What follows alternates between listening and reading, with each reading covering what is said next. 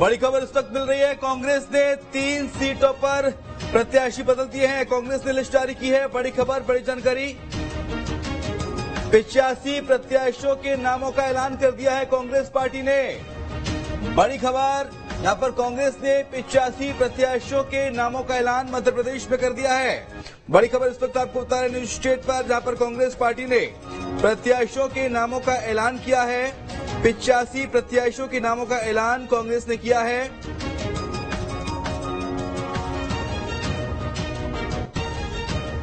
मध्य प्रदेश में कांग्रेस ने अपनी जो लिस्ट है वो जारी कर दी है। कांग्रेस ने लिस्ट जारी की है। 85 नामों का ऐलान कर दिया है। मध्य प्रदेश विधानसभा चुनाव के लिए कांग्रेस ने अपनी लिस्ट जारी कर दी है। 85 नामों का ऐलान किया है। कांग्रेस ने 3 सीटों पर टिकट बदले हैं। दतिया से अवधेश नायक की जगह राजेंद्र भारती, पिछोर से शैलेंद्र सिंह की जगह अरविंद सिंह लोधी को टिकट दिया गया है। इसके अलावा गोटगांव से शेखर चौधरी की जगह मौजूदा विधायक एनपी प्रजापति को टिकट दिया गया है। इससे पहले 15 अक्टूबर को कांग्रेस ने 144 उम्मीदवारों की पहली सूची जारी की थी और अब दूसरी सूची जारी कर दी है, जिसमें कांग्रेस ने 3 सीटों पर टिकट बदले हैं।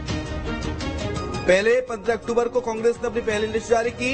144 उम्मीदवारों को टिकट दिया था। इसमें से 96 विधायकों में से 69 को फिर से मौका दिया गया। गौरव, ज्यादा जानकारी के लिए हमारे साथ हमारे सहयोगी इस वक्त जुड़ गए हैं। गौरव, कांग्रेस की दूसरी लिस्ट का जो इंतजार था वो इंतजार अब खत्म हो गया है और कांग्रेस ने अपनी दूसरी लिस्ट जारी कर दी है। देखिए, बिल्कुल जो कांग्रेस की दूसरी सूची आई है, करीब 88 जो प्रत्याशी है इनके नाम घोषित कर दिए गए हैं और जिस सीटों पर बेसब्री से इंतजार था उन सीटों पर नाम जो है वो घोषित हो गए हैं। काफी महत्वपूर्ण सीटें, जैसे कि भोपाल की अगर हम बात करें तो भोपाल के उत्तर विधानसभा से यहाँ पे आतिफ अकील को टिकट दिया गया है। जो आतिफ अकील जो आगे विधायक रहे हैं उनके बेटे को यहाँ पे टिकट मिल गया है। इसके अलावा काफी महत्वपूर्ण टिकट यहाँ पे दिए गए हैं। बताना चाहूंगा, सीधी से ज्ञान सिंह को टिकट दिया है जो ऋषि पाठक के खिलाफ यहाँ पे चुनाव लड़ेंगे। तो वहीं दतिया की बात करें तो नरोत्तम मिश्रा के खिलाफ राजेंद्र भारती को यहाँ पे टिकट दिया गया है। वहीं अगर हम सिरमौर की बात करें तो सिरमौर से जो विधायक थे कांग्रेस के, उनका टिकट काट दिया गया है और यहाँ पर जो दूसरे चेहरे हैं उनको यहाँ पे टिकट दिया गया है। केपी त्रिपाठी की जगह अभय मिश्रा को यहाँ पे टिकट दिया गया है। अभय मिश्रा में बताना चाहूंगा आपको, ये बीजेपी का दामन छोड़ घर वापसी की थी इन्होंने कांग्रेस ने। कल ही इनकी कांग्रेस में ज्वाइनिंग की गई थी और आज इनको कांग्रेस ने अपना उम्मीदवार सिमरिया से बना दिया है, जो रीवा की एक महत्वपूर्ण सीट मानी जाती है। तो वही रीवा की दूसरी जो सीट है सिरमौर, यहाँ से राम गरीब कोल को टिकट दिया गया है। हालांकि जो रीवा जिला है वो ब्राह्मणों के लिए काफी माना जाता है, लेकिन राम गरीब कोल जो है वो एक आदिवासी चेहरा और आदिवासी चेहरे पर रीवा में यहाँ पे कांग्रेस ने भरोसा जताया है। इसके अलावा बात करूं तो भोपाल की जो महत्वपूर्ण सीटें थी, जिसमें सबसे महत्वपूर्ण थी दक्षिण पश्चिम, यहाँ पे पीसी शर्मा को फिर से टिकट दे दी गई है। पी शर्मा के नाम को लेकर यहाँ पे पेच फंस गया था, लेकिन पी शर्मा को आखिरकार दक्षिण पश्चिम से विधायक के तौर पर यहाँ पे अपना जो प्रत्याशी है कांग्रेस ने घोषित कर दिया है। इसके अलावा जो गोविंदपुरा है जिसे बीजेपी की सीट कहा जाता है, यहाँ से कृष्णा गौर विधायक है और बीजेपी के इस बार की प्रत्याशी है और यहाँ पर रविंद्र साहू को जो उम्मीदवार है कांग्रेस ने बनाया है। वही हुजूर से नरेश ज्ञान चंदानी को कांग्रेस ने अपना उम्मीदवार बनाया है। नरेश ज्ञान चंदानी पिछली बार भी यहाँ पे विधानसभा का चुनाव लड़ चुके हैं और यहाँ पे जो हुजूर से जो बीजेपी के विधायक है वो है रामेश्वर शर्मा, इन्होंने पिछली बार भी यहाँ से अपना चुनाव जीता था। तो भाई इछावर की बात करें तो शैलेंद्र पटेल को यहाँ से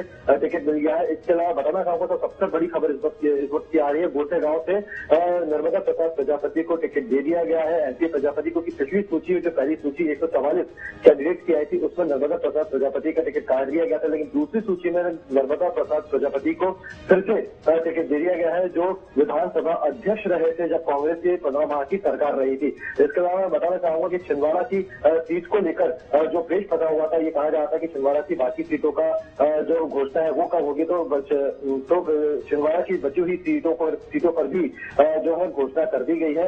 इसके अलावा नरसिंहगढ़ से मैं बताना चाहूंगा कि गिरीश भंडारी को यहाँ से प्रत्याशी घोषित किया गया है। ब्यौरा से पुरुषोत्तम गांधी को प्रत्याशी घोषित किया गया है। जितनी महत्वपूर्ण सीटें थी कांग्रेस की जिन पर काफी पेच फंसा हुआ था, इन सीटों को लेकर ये लगातार आशंका जताई जा रही थी कि यहाँ पे अगर कांग्रेस अब प्रत्याशी घोषित करती है तो कहीं ना कहीं विरोध आ सकते हैं। और उसी को एनालाइज करते हुए अपने प्रत्याशियों की सूची यहाँ पे जारी की गई है।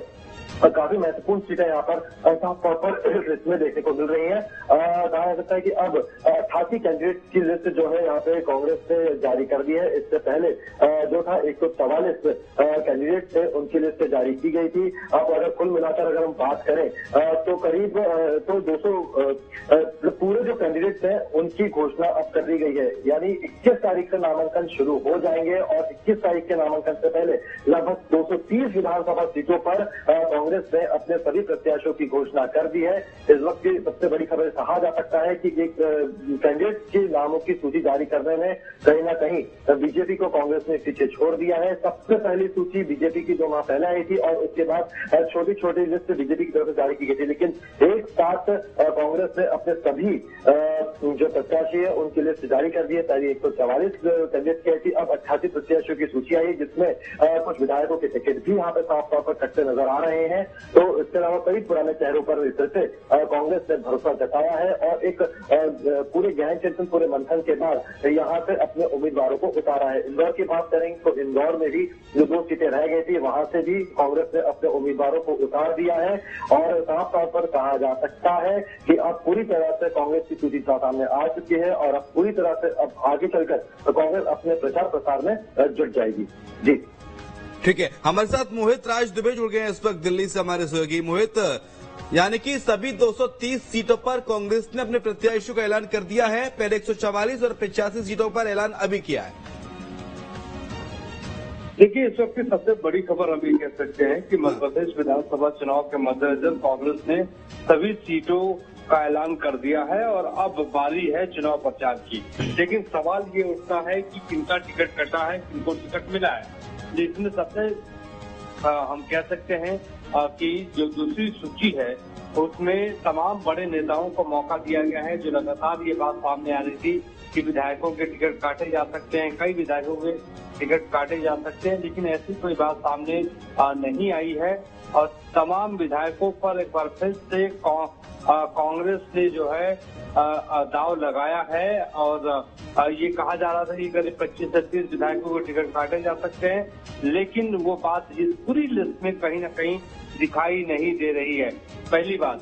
दूसरी बात जो उससे ज्यादा इम्पोर्टेंट है कि तमाम बड़े नेताओं को जो है एक बार फिर से जो है मौका दिया गया है। और इसी तरीके से हम दतिया आपको देखें तो दतिया में राजेंद्र भारती को टिकट दिया गया है और राजेंद्र भारती को टिकट पहले नहीं दिया गया था। जो 144 की लिस्ट आई थी उसमें Awadhesh in place of Awadhesh Nayak को टिकट काट दिया गया। इसके अलावा जो पिछोरे की विधानसभा सीट है अरविंद सिंह लोधी को टिकट दिया गया इन प्लेस ऑफ शैलेंद्र सिंह, यानी शैलेंद्र सिंह का टिकट पहले जो मिला था उनका नाम काट दिया गया है। इसके अलावा गुना और बीना ये बड़ा महत्वपूर्ण है क्योंकि दोनों ही आदिवासी सीटें हैं। गुना से पंकज कनेरिया को टिकट दिया गया है और बीना सुरक्षित जो सीट है वहां से निर्मला सत्रे को टिकट दिया गया है। तो और सागर से आपको बता दें कि सागर से कभी गोविंद सिंह राजपूत कांग्रेस की बागडोर संभालते थे, अब वो भारतीय जनता पार्टी में शामिल हो चुके हैं। तो अब यहाँ पर निधि जैन पर एक बार फिर से पार्टी ने दाव लगाया है। और उसके अलावा हम चाहे रामपुर की बात कर ले, सिमरिया की बात कर ले, रीवा सीधी की बात कर ले, तो पार्टी ने एक बार फिर से जो है नए नए उम्मीदवारों को मौका दिया है। और इस बार कोशिश यही है कि एक बार कांग्रेस पार्टी सरकार में आए। धार से देखिए बड़ा महत्वपूर्ण आदिवासी इलाका है धार, वहाँ से प्रभा गौतम को उम्मीदवार बनाया गया है। इसके अलावा अगर हम बुरहानपुर की बात कर ले तो बुरहानपुर से सुरेंद्र सिंह शेरा को टिकट दिया गया है। हरसुट से बात कर रहे हैं, हरसुट आदिवासी इलाका है, वहाँ पर आदिवासी नेता सुखराम सालवे को जो है टिकट देकर एक बार फिर से चुनावी मैदान में उतारा गया है।